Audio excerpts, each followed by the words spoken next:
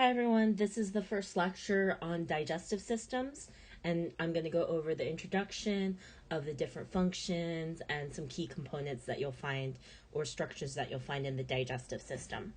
So, in the first part of this lecture, we're going to go over the main two divisions as well as the types of digestions in addition to the main functions.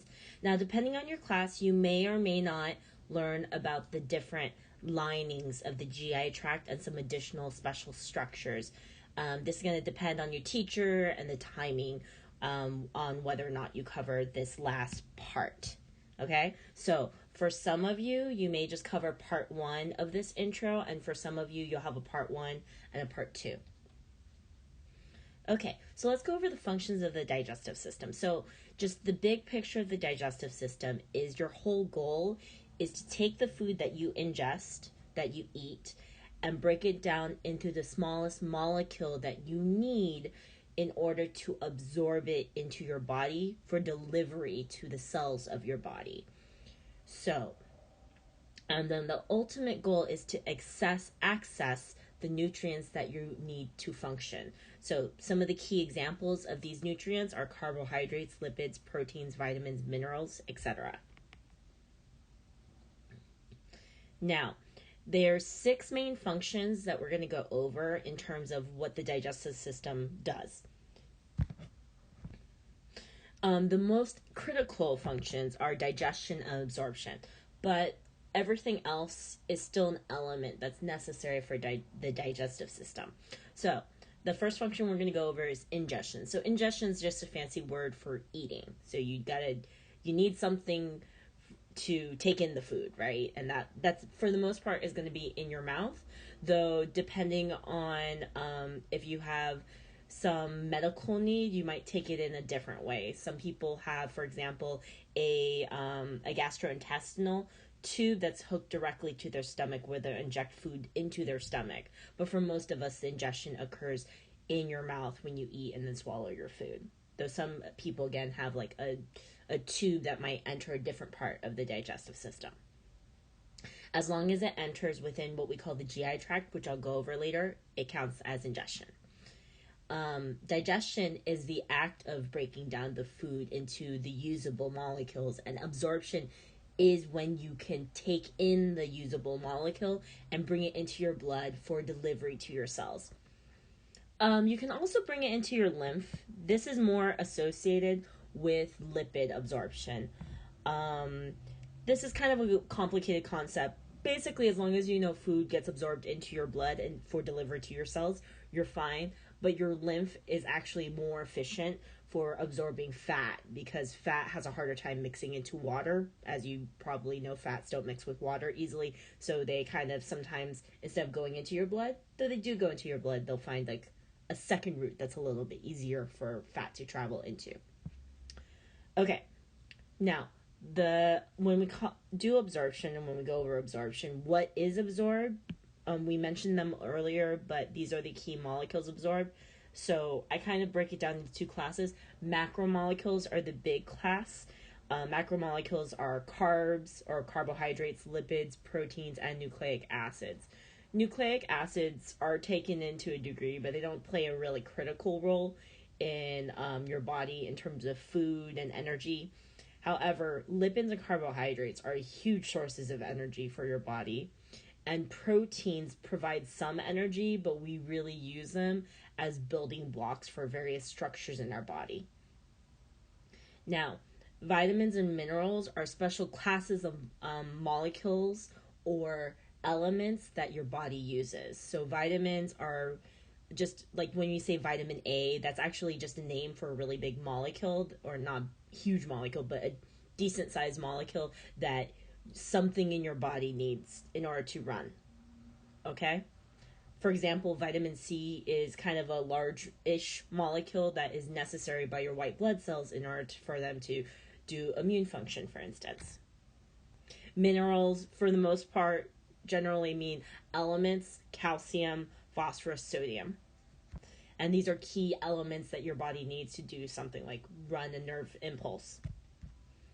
Okay, now, all these remaining functions are things related to helping your helping your digestive system. Ooh, I said 6 functions. I mean 7.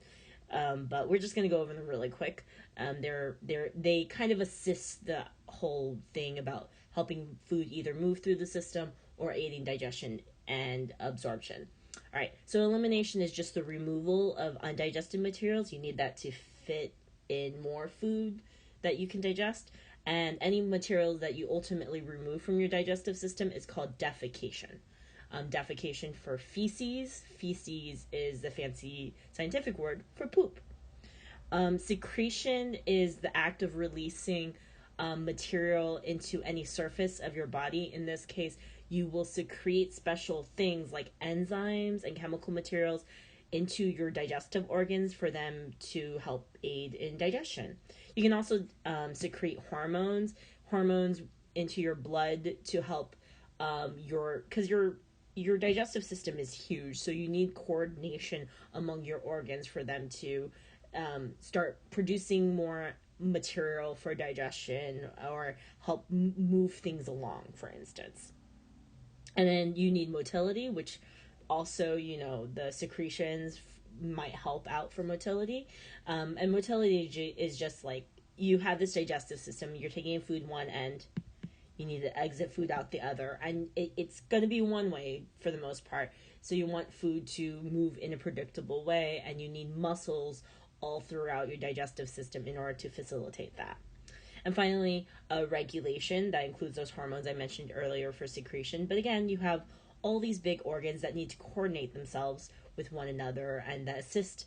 You have organs that assist the main organs, for instance. So you need something to regulate that and to help produce enzymes or secretions when you need them and pull back when you don't. For example, stomach acid is great for digesting food, but overproduction of stomach acid might fill your stomach with extra acid, which will then go into your esophagus, and that will burn away tissue in your esophagus and lead to issues like heartburn. So you want to produce the things you need when the food is present, but don't overproduce it, because then at that point that can lead to issues. Okay, so your digestive system is basically broken down into 2 main groups. You have the hollow organs. Ooh, that should say hollow, not just organ. All right, so you have the hollow organs that digested food passes through. I like to think of them as the food tube for your food to pass through. And then you have your accessory organs that contribute to the digestive process in the main organs themselves, in the main digestive organs. Other names for these main digestive organs, again, alimentary canal is one of them. Sometimes people just say canal. GI tract is a term I use most often. That means gastrointestinal tract. Gastro means stomach, intestinal means intestines. But people usually use the word GI tract or gastrointestinal tract just to mean any of these hollow organs food goes through. The way to think of it is this is sort of a general broad model of the way or organ systems work, and the main job of the digestive system is the internal digestive system is actually considered external environment because the entry for ingestion of your food starts on the outside, exposed to the outside, and as it wiggles through your digestive system, it exits into the outside. So in a way, your alimentary canal is kind of considered a hollow external tube that's punched through your body. So any GI tract organ is part of this hollow tube. Your mouth, your throat, your esophagus, your stomach, and your intestines, those are all considered part of that hollow tube that's traveling through your body. Okay? Randomly attached to this hollow tube are organs nearby it that empty out stuff into that hollow tube, and that's what an accessory organ ultimately does. So next I'm going to give you a list of the main GI tract organs and the main accessory organs. Feel free to write this list down for your own reference, though you don't necessarily have to, because future lectures are going to concentrate on one and then the other. So, the GI tract organs are the mouth, the pharynx, which is another word for the throat. The epiglottis is considered an alimentary tract canal or alimentary canal organ, kind of, because it's kind of a doorway between 2 of them, but I just left that in there for this moment. Your esophagus, your stomach, your small intestine, your large intestine, and I should actually include the anus as well here. Your accessory organs are the teeth, the salivary glands, your liver, your gallbladder, and your pancreas. Again, you don't need to write these 2 lists down if you don't want to. They're going to be in future lessons, but this is just kind of a quick list as a reference. Okay, so I'm going to be referring to digestion sometimes as mechanical digestion or chemical digestion. So what is that? So mechanical digestion is physical breakdown of food into smaller pieces to increase the surface area of food for exposure to chemical digestion. So mechanical digestion is chopping up the food, is tearing away at the food, is breaking it down into teenier pieces that can then be fed into enzymes in chemical digestion, who's actually going to break it down at the molecular level into the tiny molecules that can be absorbed through your organs, particularly your small intestines, and into your blood. So if you're really good at chewing food, and if your stomach's really good at churning up food into things, it's still not enough without the activity of enzymes that will take the molecule into at the molecular level and break those bonds to get them down to what we call monomers. For those of you who don't know what monomers are, those are when you take a big molecule and chop it into tinier subunits that you can swallow into your blood. You need those tinier subunits to get it to travel through your cells and around your body. All right, so this is kind of like this one is a kind of a map I've drawn and used as a lecture before in terms of the material I'm going to cover when I go over the two parts of the digestive system, meaning the accessory organs and the GI tract, and then when I go over the chemical and mechanical digestion that's found in both. This is kind of a map that I use as a baseline, but I'm going to break it down in slide form. But if you ever want to, you can reference this picture or make a copy or make your own version of this drawing for yourself as a quick reference. Okay, so key takeaways, just as a recap. Digestion is the breakdown of food into smaller molecules that can then be absorbed into the blood for delivery to cell. Absorption of nutrients is the end goal. So digestion is the breakdown. Absorption into the blood is the goal, though. Secretion, motility, elimination, regulation, all those just help the key things, digestion and absorption. I should even add ingestion into there, but it's not a huge deal. Alimentary canal organs, also known as the gastrointestinal tract, consist of the organs, those hollow organs that contain digested food contents. Accessory organs provide secretions and other forms of assistance that's going to help the GI tract do its digestive and absorption jobs. Mainly its digestion jobs, though. And mechanical digestion is the act of breaking down the larger food into bits that can then be accessed for chemical digestion. And chemical digestion is the actual chemical bond breaking of the molecules into a smaller molecule that can be absorbed. All right, that concludes part 1. And if you're assigned part 2, move on to that. And if you're not assigned part 2, move on to any other later lectures in the digestive system. Bye. All right, so this is part 2 of the digestive system intro. If you're assigned this section, that's because we're going to go really in depth into components and anatomy of the digestive system. So in this lesson, we're going to go over some commonality of an anatomical features found in every single GI tract organ, as well as some special structures that aren't typically considered an accessory organ or a GI tract organ that are kind of still considered key players in the digestive system.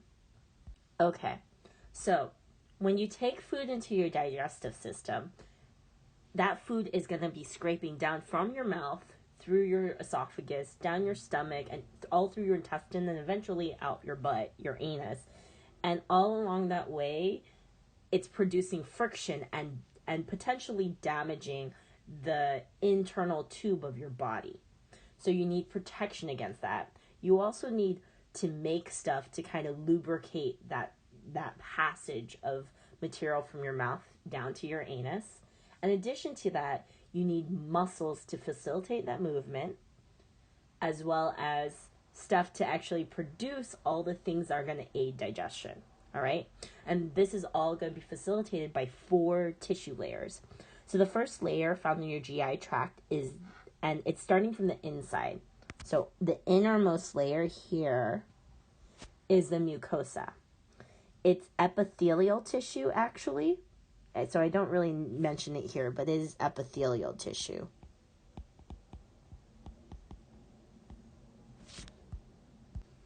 And its whole job is to produce secretions like mucus to lubricate that motion and to protect you.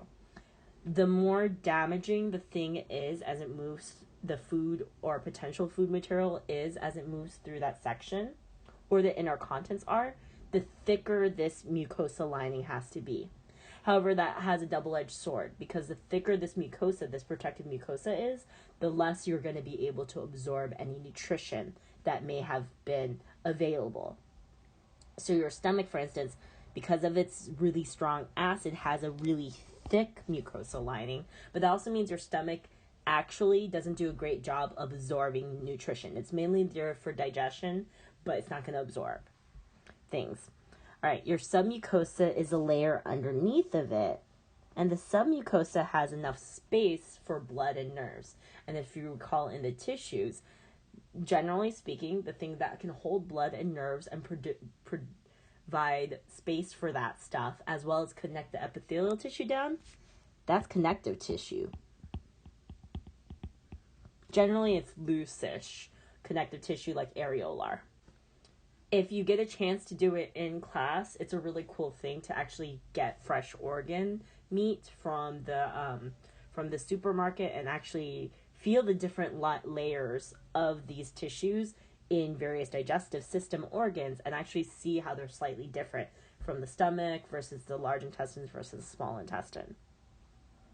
Okay, this the muscularis is the third innermost layer. So inside our tube, that's mucosa, then there's submucosa, and then this layer right here, muscularis. It's just muscularis. It's muscle tissue, and it's there for movement and motion. It's generally speaking smooth muscle, which you're going to use for something called peristalsis, which will come up later. And then finally, the outermost layer is also epithelial tissue because it's lining kind of the edge. And in this case, it's usually tissue that's going to just help protect the outer of the organ in the cavity. Layers may be thicker or thinner based on the function of the organ. For example, your stomach has really strong acid that can damage other tissues inside of it, so you're going to need a really protective mucosa. It also turns and moves food throughout it really quickly and with great force, so you actually have quite a thick muscularis layer or muscle layer to help facilitate that motion. Your small intestines moves material through it very slowly. It also wants to absorb things into the blood, meaning you want a lot of access to the submucosa. So in that case, your mucosa and your muscularis layer are actually much, much thinner in the small intestines. And we'll learn more about the functions of the small intestine and stomach later. Okay, so just a quick sketch, right? Our innermost layer is the mucosa. Our next layer around that is a submucosa. Our layer around that is the muscularis. And the outermost layer that pretty much makes the outer layer of the muscle when you're looking at it is the serosa. Think of that as the serous membrane, if you recall serous membranes. All right, so now we're going to go over some special structures associated with digestion. So one of them is the mesentery. So the mesentery is special organish-like materials. I basically consider them an organ because they do fit the definition. They're made of more than one type of tissue and they play a great role in your body. But a lot of doctors and nurses classify as tissues. So it kind of exists in the gray area. But they're actually structures that they're special membranous structures found around the digestive system that helps anchor, meaning attach the digestive organ to the cavity, the abdominal or abdominopelvic cavity, so they stay in place. They can be really thin, like the ones that surround the intestines. So around the intestines, there's this kind of weird, funky layer with lots of blood vessels through it. That's considered a mesentery. Or they can be this incredibly thick sheet that sits. There's actually a really thick sheet that sits on the superficial surface of the digestive system. And that one's called the greater omentum. And that actually plays kind of a protective role in your body. Also stores a lot of excess fat. So this is the greater omentum, for example. You're gonna see this if you dissect a whole animal in class. When you initially open the abdominal cavity, you see this huge sheet of fat and tissue that's kind of slimy and slip and slide over the intestines, and that's the greater omentum. That's a mesentery. All right. Finally, there's these structures found throughout the GI tract because you want kind of a doorway between each organ to kind of create separation between the digestive juices and stuff in each. But you want it to be able to open to allow food to move from your stomach into your small intestines when it's ready, to move from your small intestine to your large intestines when you're ready. So the doorways that open and close when it's ready are called sphincters. So sphincters are muscular doorways between your various GI tract organs that kind of separate each one along this tube, to control when things can enter and when things exit, and to keep the material, digestive material in particular, in the compartment, in the organ that's supposed to stay in, right? You don't want the stomach acid to get into your esophagus or your small intestine when it's not appropriate. Some major sphincters that kind of come up in medicine quite a bit. So your stomach, because it kind of is a ticking time bomb. It's got a lot of acid in it that's nowhere else in your body. That the sphincters there are really important, and if they get damaged or they're not functioning as they should, the patient can feel a little bit of pain and need medicine to deal with it. If you get a lot of heartburn, aka cardiac, right? Cardiac, that's because your sphincter at the top of your stomach isn't functioning as is, and acid rises into the organ above it, which is called the esophagus. Your stomach actually sits right below your breastbone, or right below your breast, basically. And so when you get heartburn, it's not burning your heart, but because as the acid rises out of your stomach and up into the esophagus organ above it, it's near your heart, so you feel this kind of chest pain. That's why the sphincter is sometimes called cardiac sphincter. The name for it is lower esophageal sphincter, the other one, because it's the doorway that's at the lower end of your esophagus entering into your stomach. It's involuntary. You can't really control it. It just happens. You can't take medicine to kind of get the acid to neutralize, so it doesn't produce as much of a burn. Pyloric sphincter is the sphincter at the end of your stomach leading into your small intestine. Again, it's really critical that this functions, otherwise you can damage and it won't do the job it should, or your food won't do the job it should to get digested properly in your small intestine. And finally, the one you're probably most familiar with is the anal sphincter. So almost all the sphincters are involuntary, but your anal sphincter is one of those sphincters in your body that you have some control of. So it controls the exits of feces from your body. And it's got a voluntary section and an involuntary section.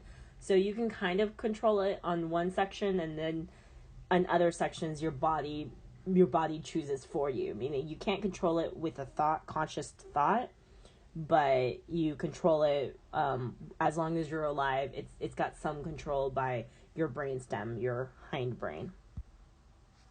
All right. Key takeaways. The layers that line the digestive tract vary in GI tract organs depending on the function of that particular GI tract organ.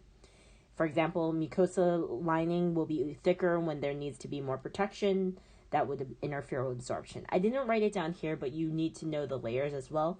Mucosa on the innermost layer, submucosa, muscularis, and then serosa on the very outside of the organ. The mesentery are large fat structures that help protect and attach digestive organs to the body, particularly the cavity. Sphincters provide muscular doorways that separate the organs of the GI tract to control what passes through. Okay? So you should have an idea of the key thing with the mesentery as well, like why it's critical and some examples of them, where they're found, particularly as they're associated with intestines. And then your sphincters, you should have a good idea of the three key players, though the anal sphincter we're going to get into when we go over the GI tract organs. All right, that concludes the lesson. Move on to any other work you have for the day.